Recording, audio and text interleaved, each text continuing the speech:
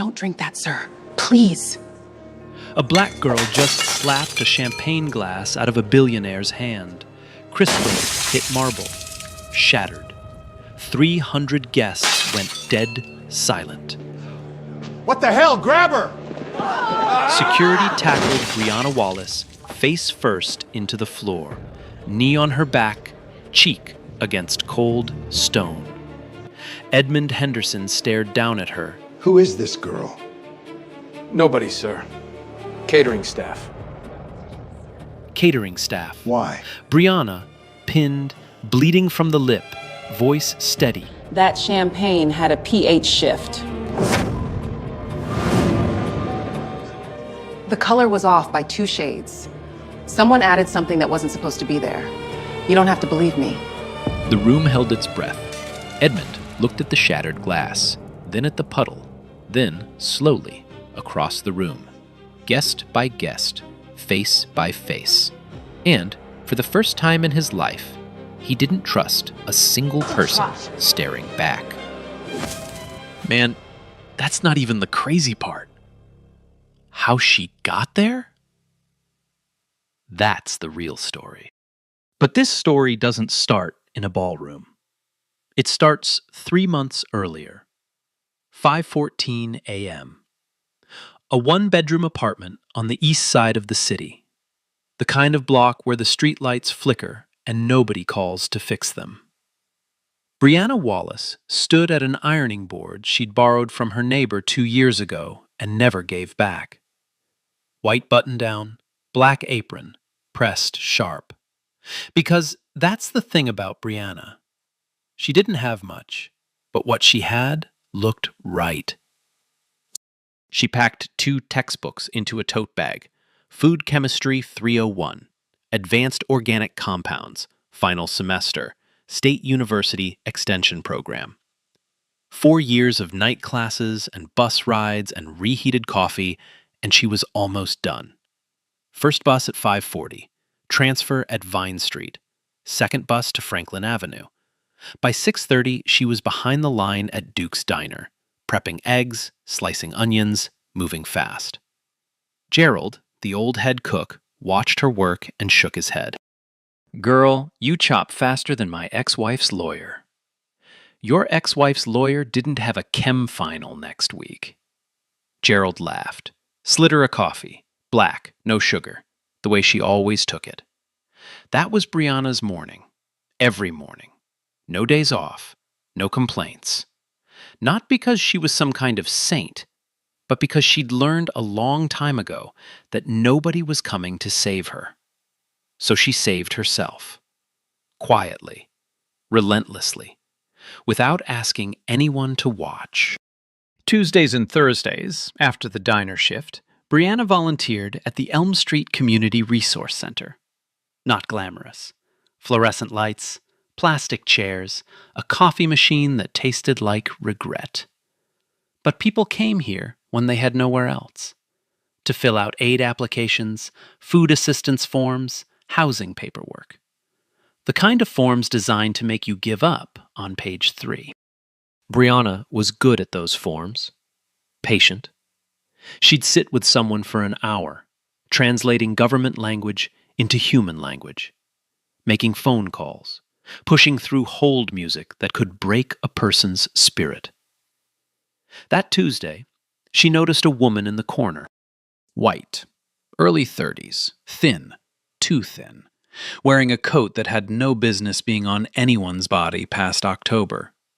She was holding a sleeping toddler on her lap, a little girl with blonde curls clutching a stuffed rabbit.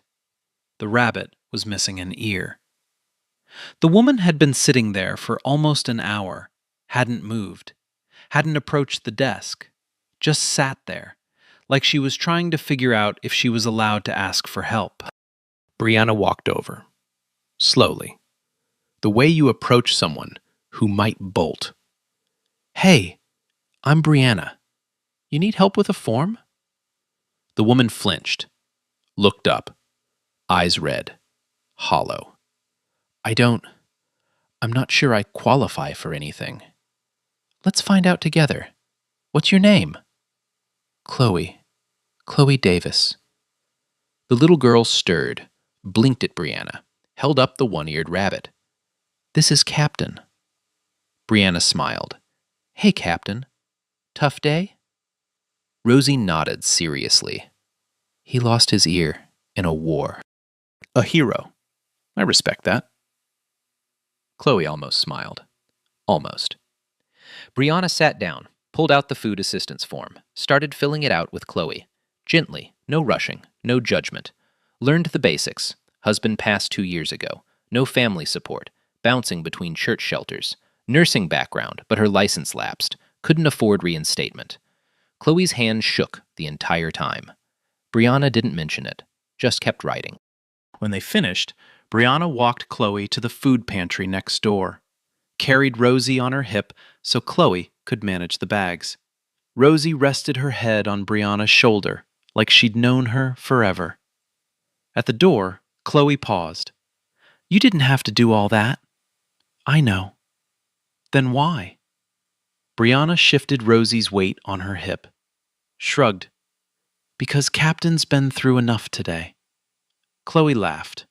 Small, broken, but real. And as she turned to leave, Brianna noticed something. A thin gold chain around Chloe's neck. A small pendant, old, delicate. The letter H. Brianna didn't say anything, didn't ask, just filed it somewhere in the back of her mind. That night, kitchen table, textbook spread out, highlighter in hand. Chapter 14. P. H-reactive indicators in liquid solutions. She highlighted a line about color shifts in acidic compounds, how certain substances alter the visual tone of a liquid by barely 2 shades. Undetectable to most people, obvious to anyone trained to look. Gerald texted, You're going to ace that final, kid. She smiled, fell asleep on the textbook. She didn't know it yet, but that chapter was going to save a man's life.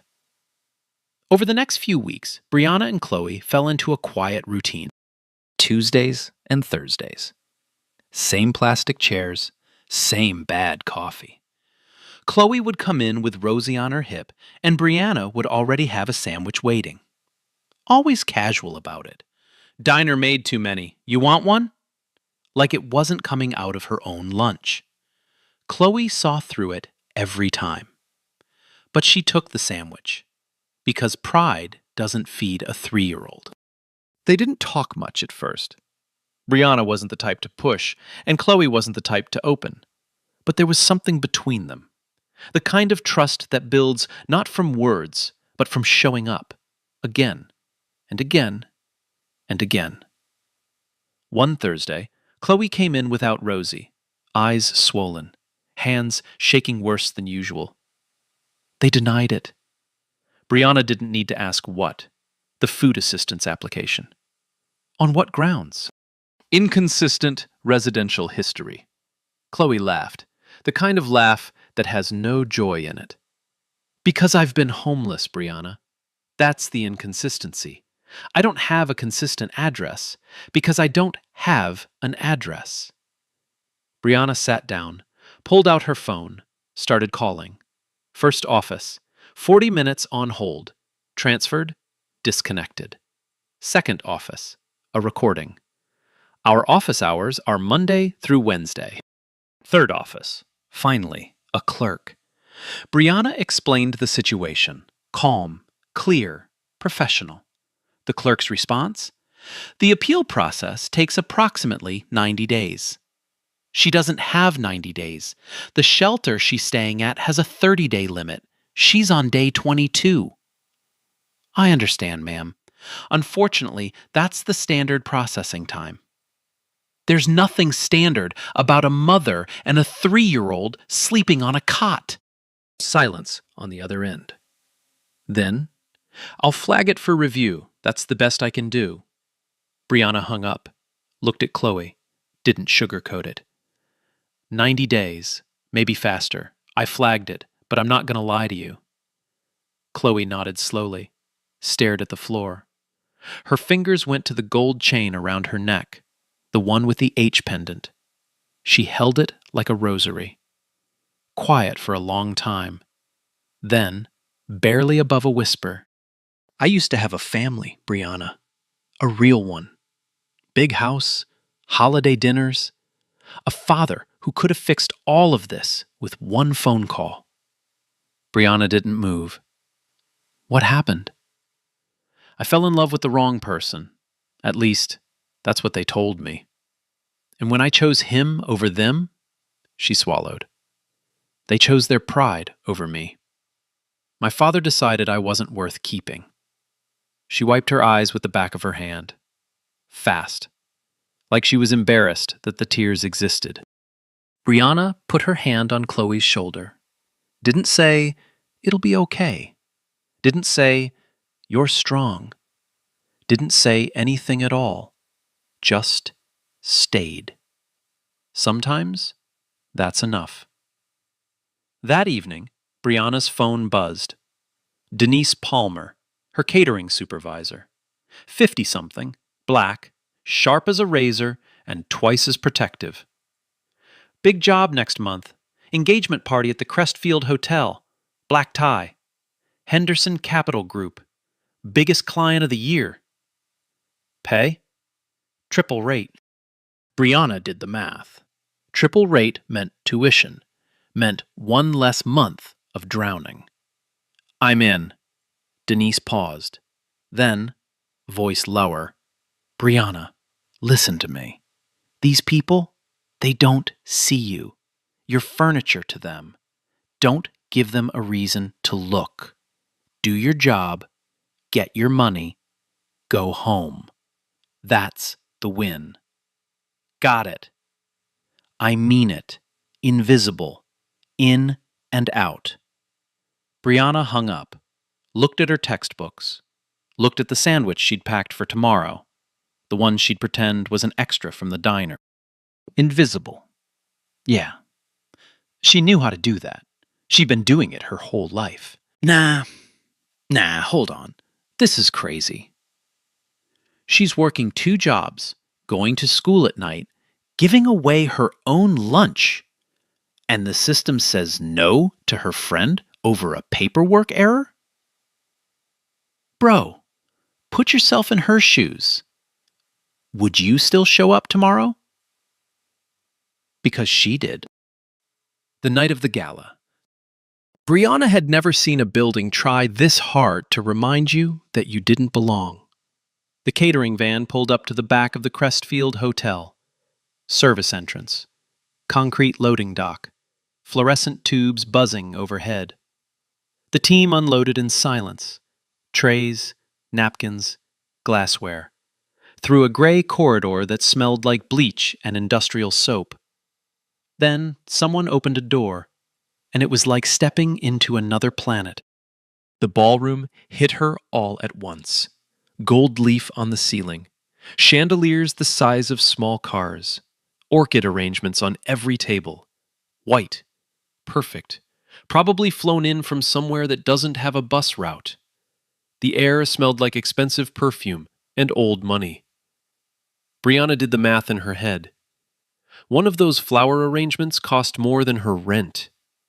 There were 40 tables. She kept walking. Staff briefing in the service kitchen. Quick, efficient. The event coordinator rattled off the details. Tonight was the engagement celebration for Garrett Henderson and Lydia Moore. Garrett, 30, polished, Edmund Henderson's only son. Lydia, 28, old money family, beautiful in a way that felt practiced. The guest list included senators, media executives, hedge fund managers, people who had people. Brianna was assigned champagne service, head table.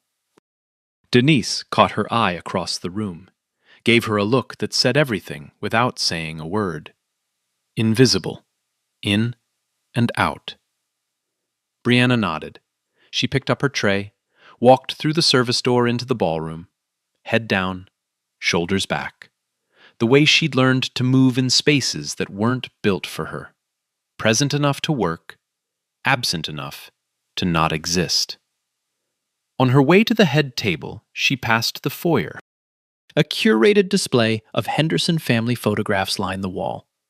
Black and white portraits, legacy shots, generational wealth frozen in silver frames.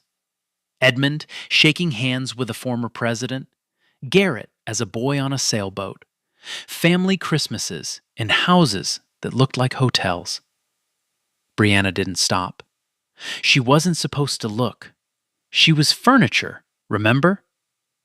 But one photo caught her peripheral vision, and her feet stopped before her brain could tell them not to. A young woman, maybe 18, white dress, garden party, smiling. Not the posed kind, the real kind. The kind of smile that doesn't know what's coming. And around her neck, a thin gold chain, a small pendant, the letter H. The nameplate beneath the photo read, Charlotte Henderson, 2010. Brianna's stomach dropped. Charlotte. Chloe. Same cheekbones. Same sad eyes. Except in this photo, they weren't sad yet. Same chain. Same pendant. The one Chloe held like a rosary every time the world got too heavy. Chloe Davis was Charlotte Henderson, Edmund Henderson's daughter. The billionaire's daughter was sleeping on a shelter cot, feeding her kid with food pantry bags, getting denied by the same system her father could have dismantled with a single phone call. Brianna stared at the photo. Her tray trembled slightly. Wallace, head table, now. She blinked, turned, walked. But something had shifted behind her eyes. A gear turning, a question forming, one she couldn't unask. If he's this powerful, why is she that broken? She didn't have the answer, not yet, but she was standing in the same room as the man who did. The party moved like a machine. Champagne flowed. Laughter bounced off marble. A string quartet played something classical that nobody was actually listening to. Guests orbited each other in slow, calculated patterns. Handshakes that meant deals, smiles that meant leverage, small talk that meant nothing and everything at the same time. Brianna moved through it like a ghost. Tray up, eyes down, refill, pivot, repeat. But she was watching. Edmund Henderson stood near the head table. Tall, commanding, the kind of man who didn't raise his voice because he never had to. He laughed with old friends, senators, investors, men who called each other by last names. But Brianna noticed something the guests didn't. Every time someone mentioned the word family, something behind Edmund's eyes tightened. Just for a second, like a door slamming shut. Garrett Henderson, the groom-to-be, hovered near his father. 30 years old, tailored suit, perfect hair, eager, nervous. He kept glancing at Edmund like a kid waiting for a grade. Every gesture was slightly too polished, every laugh half a beat too late. He wasn't celebrating. He was performing. And then there was Lydia Moore. Brianna couldn't explain it, but something about Lydia made the hair on the back of her neck stand up. Lydia was beautiful. Obviously. The kind of beautiful that makes a room rearrange itself. She moved through guests like she was hosting, not attending, touching arms, tilting her head, laughing at exactly the right moments. But her eyes weren't laughing. Her eyes were working. Brianna watched Lydia lean toward a man she didn't recognize. Silver-haired, mid-50s, standing at the edge of the room like he was trying not to be seen. He wasn't on the seating chart. Brianna had studied the layout during briefing. She remembered faces. This one wasn't supposed to be here. Lydia whispered something to him. Short, precise. The man, Victor Ashland, nodded once. No smile, No small talk. Just a nod. Then Lydia's lips moved again. Brianna was close enough, refilling a water glass 2 feet away, to catch 3 words. After the toast, not before. Brianna's hand stalled on the pitcher, just for a second. She filed it, kept moving. Backstage, service kitchen, controlled chaos. Brianna was restocking her tray when it happened. Trevor Banks, mid-20s, white, hired through connections, the kind of guy who wore his confidence like a borrowed suit, shouldered past her. Hard. Deliberate. 3 champagne flutes hit the floor, glass everywhere. "Watch it!" Brianna stared at him. "You walked into me." "No, sweetheart. You were in the way. That's kind of your thing, right? Being where you don't belong?" The kitchen went quiet. Other servers looked away. The dishwasher, an older black man, gripped his sponge but said nothing. Because what could he say? In this building? At this event? Then Denise appeared. She didn't rush, didn't raise her voice, just walked up to Trevor with the kind of calm that's more terrifying than any shout. "You break my glasses, you're paying for them. You talk to my staff like that again, you're not paying for anything, because you won't be working. We clear?" Trevor opened his mouth, closed it, looked around for backup, found none. "Yeah, we're clear." He walked away. Denise watched him go, then turned to Brianna, voice low. "You good?" "I'm good." "Don't let them shrink you. Do your job, get your money, go home. That's the win tonight." Brianna nodded, but her mind was somewhere else. On a photo in the foyer, on a pendant, on a woman named Chloe, who used to be Charlotte, on a whisper between Lydia and the man who shouldn't be at this party. She grabbed a broom, swept the glass, kept moving. 10 minutes later, service corridor. Brianna leaned against the wall and pulled out her phone. She called Chloe. 3 rings. "Hey. Hey, how's Rosie's cough?" "Better. She ate some soup. She's sleeping now." A pause. "You okay? You sound weird." Brianna opened her mouth, closed it. The words were right there. "Chloe, I'm at your father's party. I saw your photo on the wall. Your real name is Charlotte. I know everything." But she didn't say it.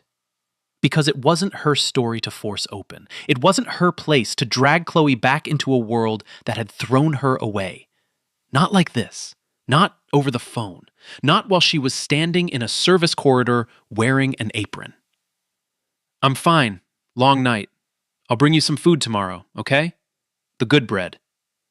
"You don't have to." "I know. But Captain deserves carbs." Chloe laughed softly. "Good night, Brianna." "Night."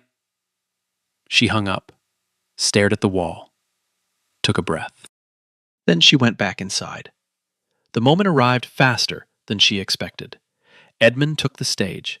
The orchestra played a soft intro. Garrett and Lydia stood beside him. Picture perfect. 300 guests raised their glasses. In the kitchen, the event coordinator grabbed Brianna. "Head table needs a replacement tray. Last minute. Go. Now." Brianna picked up the tray, 6 fresh flutes, walked out. She set the glasses on the head table, one by one, precise, invisible, just like Denise taught her. Then she saw it. Edmund's glass, the one marked with a small gold ribbon, because of course a billionaire gets a special glass, sat at the center. She reached to place the last flute beside it, and her eyes caught something. The color. It was off. Barely. 2 shades lighter than the others. The kind of difference nobody notices unless they've spent a semester studying pH-reactive indicators in liquid solutions. Unless they've highlighted a passage about how certain compounds alter the visual tone of a fluid. Undetectable to most. Obvious to anyone trained to look. Brianna's brain fired. Fast. Clinical. That color shift wasn't temperature, wasn't a different vintage. That was a chemical reaction. Something had been added to this glass that wasn't in the others. Her hands went cold. After the toast, not before. Lydia's whisper, Victor's nod. The man who wasn't on the seating chart. The glass that looked almost right, but wasn't. It hit her all at once. Edmund was reaching for the glass. 300 people were raising theirs. The orchestra was swelling. Garrett was smiling. Lydia was watching. Brianna had about 4 seconds. She was a catering server, $11 an hour, black, invisible, nobody. She had everything to lose. And she moved anyway. This is the moment you saw at the beginning, but now you know why. Now you know who Brianna Wallace is. You know she rides 2 buses before dawn. You know she gives away her lunch and calls it an extra. You know she memorized pH tables while falling asleep at a kitchen table. And you know she recognized a dead woman's pendant on a billionaire's wall and said nothing, because it wasn't her secret to tell. So when she crossed that ballroom floor, every instinct screaming, "Don't, don't, don't," and slapped that glass out of Edmund Henderson's hand. She wasn't being reckless. She was being Brianna. The glass shattered, the room erupted, security slammed her down, guests screamed. You already know what they called her. You already know how they treated her. But here's the part you didn't see before. Edmund. After the chaos, after the shouting, after 3 men in suits pinned a 26-year-old girl to the floor, Edmund Henderson raised his hand. One hand, palm out, and the room stopped. Let her speak. The head of security, Craig Monroe, built like a refrigerator, hesitated. Sir, she could be. I said let her speak. They loosened their grip. Brianna stood, slowly, blood on her lip, uniform torn at the shoulder, hands steady. She looked Edmund in the eyes. No fear, no performance, just facts. I study food chemistry, sir. That champagne had a pH shift. The color was off by 2 shades. Someone added something that wasn't supposed to be there. Edmund stared at her. You're telling me, based on a color difference, that someone tampered with my drink? I'm telling you, that compound doesn't occur naturally in champagne. Test it. If I'm wrong, I'll walk out the back door and you'll never see me again. Silence. Edmund looked at Craig. Get the glass tested. Every piece. Every drop on that floor. Tonight. Craig nodded, moved fast. Brianna exhaled. For the first time in 3 minutes, she breathed. But Lydia, standing 2 feet behind Garrett, hadn't moved, hadn't gasped, hadn't reacted at all. And Brianna noticed. It took 11 minutes for the room to decide what Brianna was. Not a hero, not a concerned citizen, not a food science student who saw something wrong and spoke up. A threat. While the glass was being analyzed in a back office, the story was already being rewritten in the ballroom. Whispers moved faster than champagne. Did you see her grab him? I heard she had something in her pocket. Catering staff. You never know with those people. Those people. Brianna stood in the service corridor. 2 security guards on either side, not touching her, but close enough to make it clear she wasn't free to leave. She could hear the party resuming on the other side of the wall. Music, laughter, like nothing happened. Like she never happened. Meanwhile, in a hallway that the security cameras barely covered, Victor Ashland moved. Quick. Practiced. The kind of movement that comes from doing something you've planned for weeks. He reached the staff locker area. 12 metal lockers. No locks. Catering staff didn't get locks. He found the one with Brianna's name tag on it. Opened it. placed a small glass vial inside, tucked behind her tote bag next to her textbooks, closed the locker, walked away. 30 seconds. Done. By the time he was back in the ballroom, he was holding a gin and tonic and laughing at a senator's joke like he'd been there the whole time. It didn't take long after that. Craig Monroe, hotel security chief, got a tip. Anonymous. Check the girl's locker. She's got more than textbooks in there. Craig didn't question it. Didn't ask who called. Didn't wonder why an anonymous tip arrived 11 minutes after an incident at a party full of powerful people with powerful reasons to control the narrative. He just moved. 2 guards, the service corridor, Brianna's locker. They opened it in front of her. And there it was, a small glass vial, clear liquid, sitting right next to her Food Chemistry 301 textbook, like it was placed there by someone who wanted the irony to sting.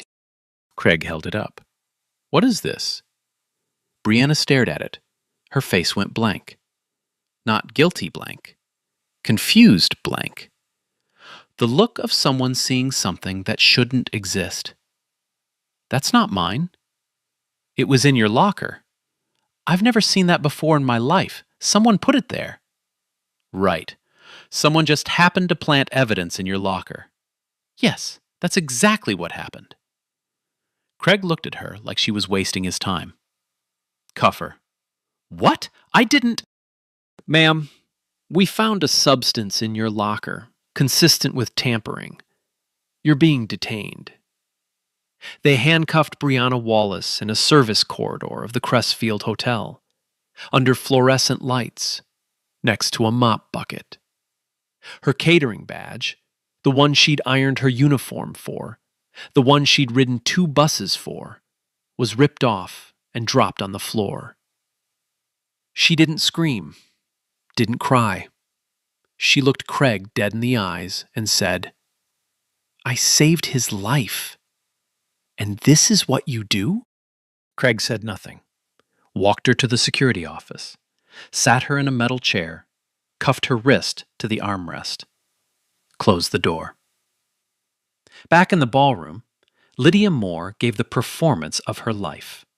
Her eyes were red, her voice trembled. She clung to Garrett's arm like the ground beneath her might open up. Oh my God, Garrett, that girl was right there. Right next to your father. She could have... It's okay. It's okay. She's been caught. But what if she wasn't alone? What if there are others? She pressed her face into Garrett's chest, shook slightly. Perfect. Then, over Garrett's shoulder, she found Edmund. Thank God you're safe. That girl must have been working with someone. Who knows what she was planning? Edmund nodded slowly. But something wasn't sitting right. He replayed the moment. The girl hadn't panicked, hadn't run. She'd looked him in the eyes and spoken like a scientist.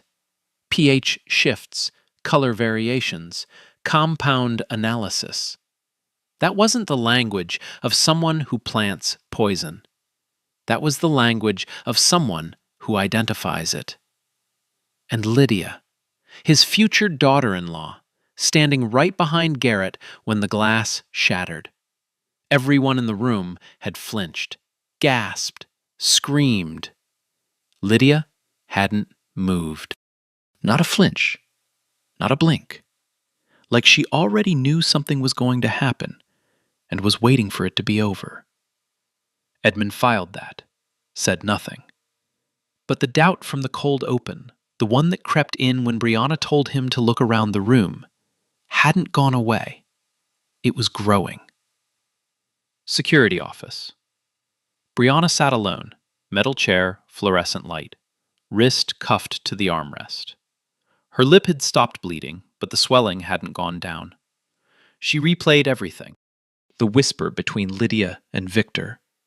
After the toast, not before. The man who wasn't on the seating chart. The glass that was 2 shades wrong. The vial in her locker that she'd never touched. It was a setup. Clean, professional, and perfect. Because who would believe her? A black girl in a catering uniform against the future wife of a Henderson? She thought about Chloe, about Rosie, about Captain, the one-eared rabbit, about the food assistance form that got denied, about the system that said 90 days to a mother with 8 days left. Different buildings, different problems. Same answer. You don't matter enough for us to care. Brianna closed her eyes, took a breath, let it out slow. Then she said it, quiet, to no one, to herself. I did the right thing. The fluorescent light buzzed. Nobody heard her, but she said it again. I did the right thing. Edmund Henderson didn't sleep that night. He sat in his private suite on the top floor of the Crestfield. Jacket off, tie loosened, a glass of water in front of him, untouched, because suddenly every glass felt like a question. At 11:47 p.m., the lab results came back. The compound in the champagne was a concentrated cardiac glycoside, plant-derived, fast-acting, designed to trigger cardiac arrest within 3 to 4 hours. Undetectable in a standard toxicology screen, the kind of substance you don't stumble into, the kind someone with pharmaceutical knowledge selects on purpose. Edmund read the report twice, then a third time. That girl, the one currently handcuffed in his hotel's basement, had been right. Not guessing, not paranoid. Right. Down to the chemistry. He picked up his phone. One contact, Nora Collins, 44, ex-federal investigator. No politics, no patience, no bullshit. She'd handled Edmund's security consulting for 6 years, and in that time, he'd never heard her speculate. Only facts. Nora, I need you at the Crestfield. Now. It's midnight, Edmund. Someone tried to kill me tonight. A catering girl caught it. And now she's in handcuffs, while the person who did it is still in my ballroom. I need you here. Silence. Then, 20 minutes. Downstairs, Denise Palmer was not sitting still. The moment security locked Brianna out of reach, Denise did what Denise always did. She moved. First, she called Judge Arthur Preston, 63, retired, old school, the kind of man who still believed the law was supposed to protect people, not manage them. Denise had catered his wife's birthday 3 years running. He owed her a favor. She was cashing it in. Arthur, I have a girl, 26, works for me. She saved a man's life tonight, and they've got her in cuffs because someone planted evidence in her locker. Which hotel? The Crestfield. Who's the man? Edmund Henderson. Long pause. I'll have a lawyer there in 40 minutes. Don't let them move her. Denise hung up, but she wasn't done. She walked back into the foyer, past the guests still lingering, past the string quartet packing up, straight to the family photo display. She stood in front of the portrait of Charlotte Henderson, studied the face, the chain, the pendant. Then she pulled out her phone, photographed it, opened a text to Brianna's number, typed one word. Connected? She hit send, knowing Brianna couldn't read it yet, knowing it would be there when she could. Because Denise Palmer didn't just protect her people, she armed them. 1:15 a.m., Nora Collins arrived. No makeup, no small talk, a laptop bag, and the federal-grade access badge she technically wasn't supposed to still have. She sat across from Edmund in the suite. He gave her everything, the timeline, the girl's words, the lab results, the vial found in the locker. Nora listened, didn't interrupt. When he finished, she asked one question. Who had access to the champagne service before the toast? Edmund didn't know, but the hotel security system did. Nora pulled the footage, 8 cameras, service corridor, kitchen, loading dock, staff locker area. It took her 43 minutes. And there it was. Camera 6. Timestamp 9:14 p.m. 12 minutes before the toast. Victor Ashland, walking into the staff locker area, looking left, looking right, opening Brianna's locker, placing the vial inside, closing it, walking out. 30 seconds. Nora froze the frame, zoomed in. Who is this man? Edmund leaned forward, studied the face. He'd seen him in the ballroom, briefly, at the edge, talking to... He was talking to Lydia. Nora ran Victor's face through her database. The name on the guest list was fake. His real identity? Victor Ashland, former pharmaceutical executive, license revoked 8 years ago for unlawful distribution of controlled compounds. Current financial records? Buried under 3 shell corporations, traced directly to Lydia Moore's family trust. Nora turned the laptop toward Edmund. Your future daughter-in-law tried to have you killed, Mr. Henderson, and she framed the only person who tried to save you. Edmund stared at the screen. The compound, the vial, the planted evidence, the fake name, the financial trail, all of it, leading to the woman his son was supposed to marry. He didn't speak for a long time. Then, quiet, almost to himself. Get the girl out of those handcuffs. 2:03 a.m. Most of the guests had left. But not all. The ones who stayed were the ones who smelled blood. The senators, the investors, the old money families who understood that when Edmund Henderson calls you back into a room at 2 a.m, something is about to change, and you want to be in the room when it does. Garrett and Lydia sat at the head table. Garrett, exhausted, confused, still wearing his engagement smile like a mask he forgot to take off. Lydia, composed, legs crossed, one hand resting on Garrett's arm, the other wrapped around a glass of water she hadn't sipped once. Edmund walked in. No jacket, sleeves rolled. Something different in his posture. Not the polished CEO who'd raised a toast 4 hours ago. Something raw, older. The version of Edmund Henderson that built an empire before anyone taught him how to smile for cameras. Nora Collins followed 2 steps behind, laptop in hand. Edmund didn't sit. Lydia, I'd like to ask you something. Lydia looked up, smiled. The same smile Brianna had clocked earlier, the one that performed warmth without producing any. Of course, Edmund. Anything. Do you know a man named Victor Ashland? The smile held, but something behind Lydia's eyes flickered. A micro-movement. The kind of thing most people would miss. Edmund didn't miss it. I don't think so. Should I? Silver hair, mid-50s. He was in the ballroom tonight. You spoke with him. Twice. Edmund, I spoke with a lot of people tonight. It was a party. Nora opened the laptop, turned it toward the table. Security footage. Timestamp, 8:47 p.m. Lydia leaning toward Victor Ashland near the east wall, whispering. Victor nodding. Then a second clip, timestamp 9:14 p.m. Victor entering the staff locker area, opening Brianna's locker, placing the vial, leaving. Then a third screen, financial records, 3 shell corporations, fund transfers from the Moore Family Trust to accounts controlled by Victor Ashland, dates going back 14 months. The room was silent. Lydia's smile didn't fade. It froze, like a painting left in the rain. I don't know what that is. I've never seen those documents. The compound in my glass was a cardiac glycoside, pharmaceutical grade.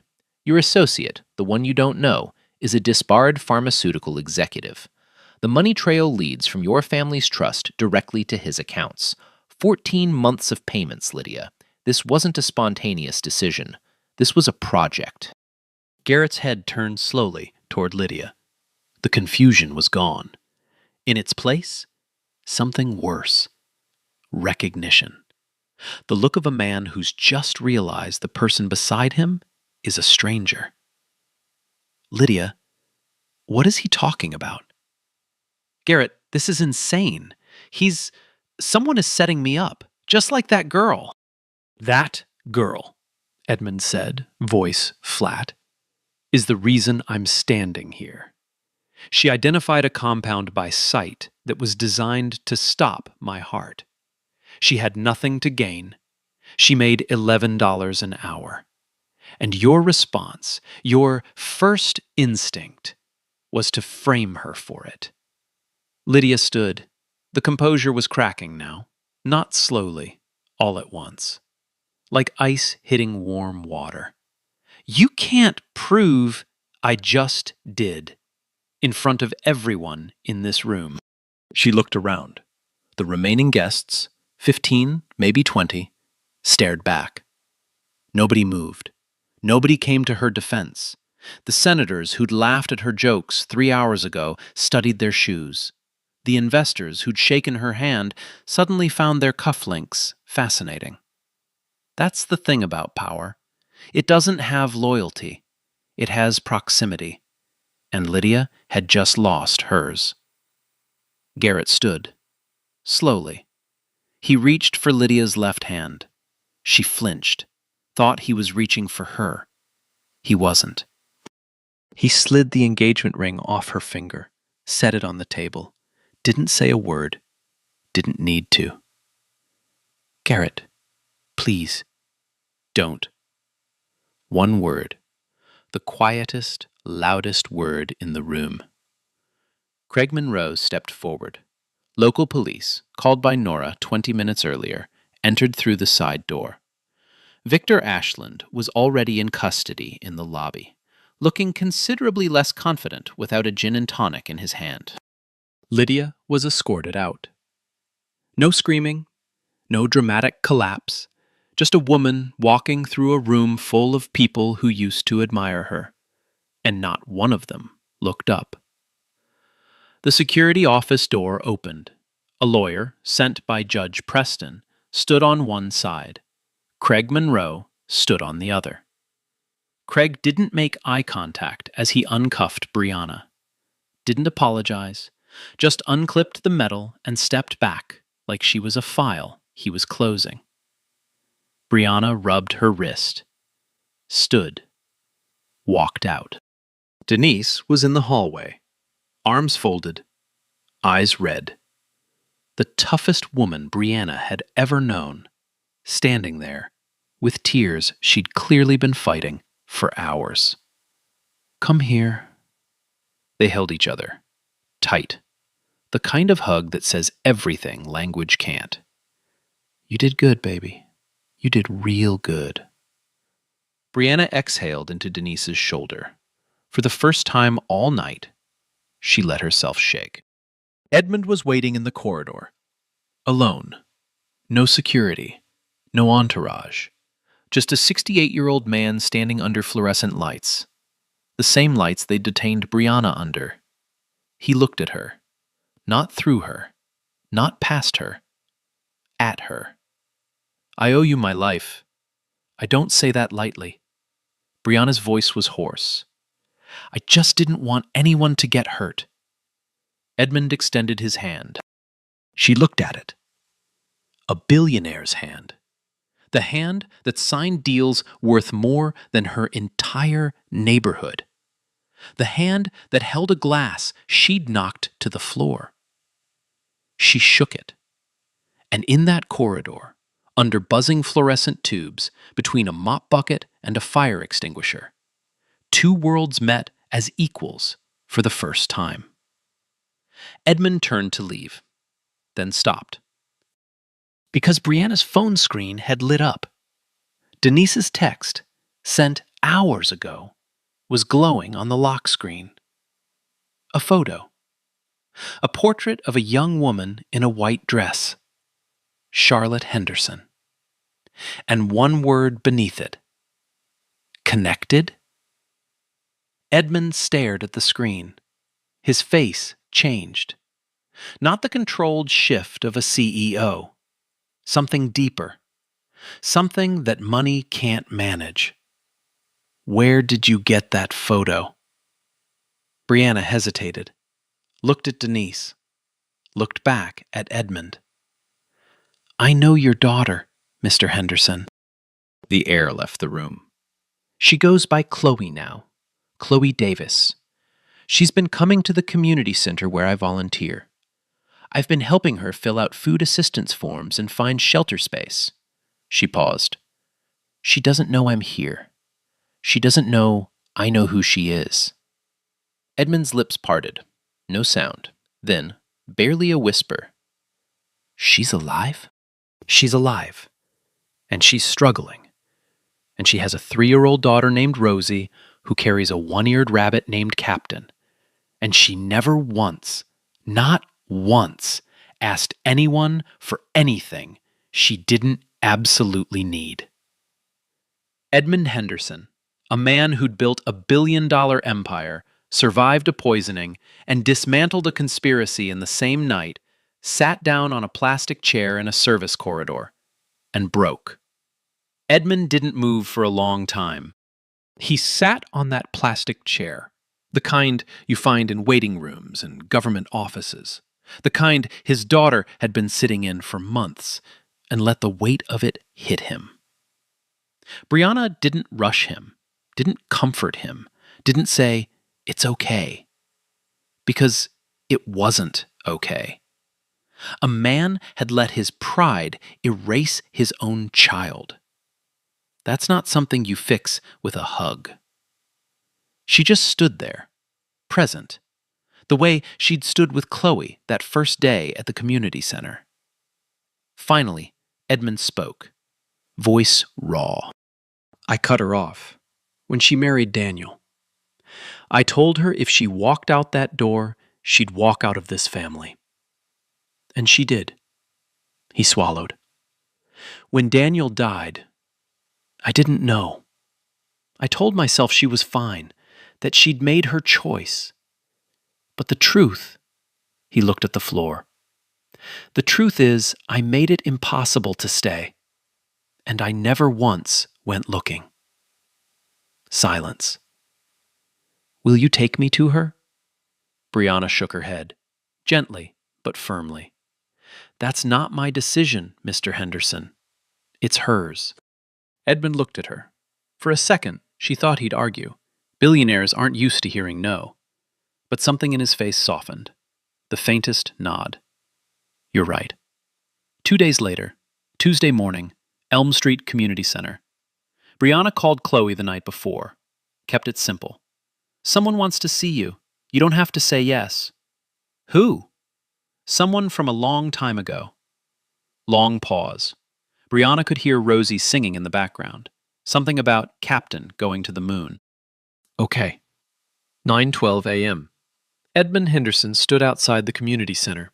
No driver, no suit, just a gray coat and hands that wouldn't stop shaking.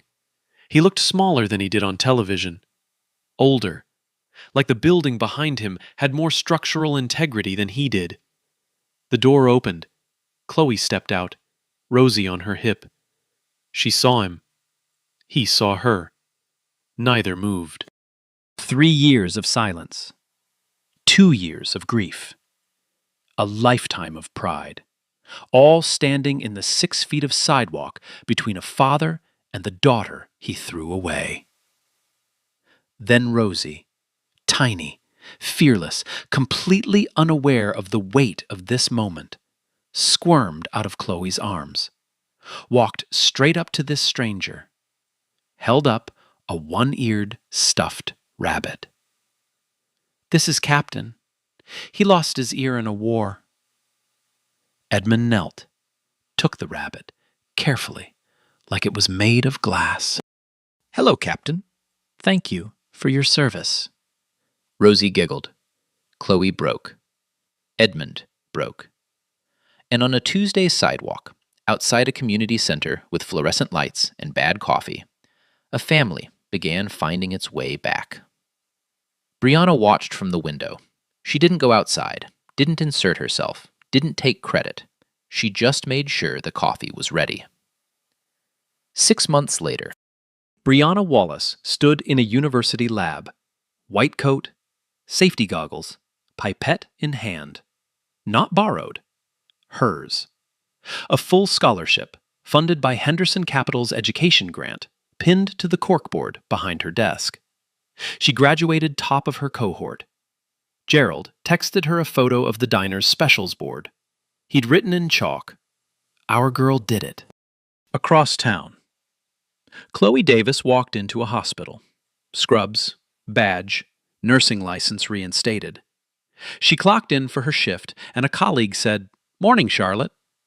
She smiled, didn't correct them. She was learning to hold both names. Learning that the girl in the white dress and the woman in scrubs could be the same person. Rosie started preschool. Real preschool. With finger paints and circle time and a cubby with her name on it. Captain came too. Still one ear, still a war hero. She told every kid in class his story. Nobody questioned it. Edmund Henderson sat in a board meeting at Henderson Capital. Same silver hair, same commanding presence.